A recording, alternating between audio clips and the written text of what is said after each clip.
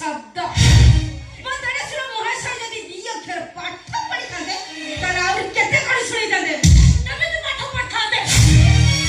ମୋ ସ୍ୱାମୀଙ୍କ ସବୁ ରକ୍ତ ବାହାରୁଛି ନା ତୋ ସ୍ୱାମୀଙ୍କ ପାଠ ପଢା ଚାଲିଗଲା।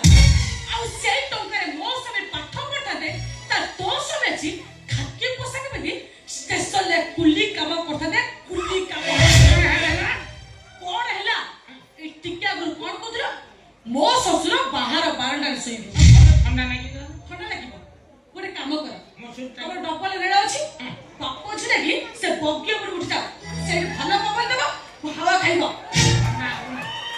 ଶୋଇବନି ଆଉ କୋଉଠି ଶୋଇବ? ଏଇ ଘରେ। ଏଇଟା ତମ ଘର ନୁହଁ, ଏଇଟା ହଉଛି ମୋ ଶ୍ୱଶୁରଙ୍କ ଘର।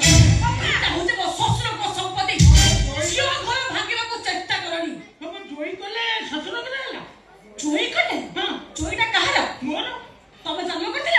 ନା ମୋ ଝିଅଟାକୁ ବାହା ହେଇଥିଲା। ଝିଅ ବାହା ହେଇଛି, ଜନ୍ମ ଯେ କରିଛି ତାର ଅଧିକାର ଅଧିକ ଅଛି।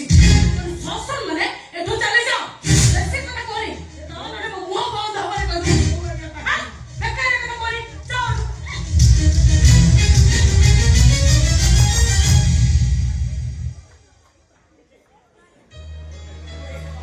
ମୁଁ ହେ ବାପା ମୁଁ ଏଇ ଗୋଟେ ଯାଉଛି ପୁରେଇଲି।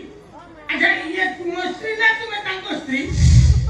ତମେ ଯଦି ତାଙ୍କ ସ୍ୱାମୀ ପତି ପରମ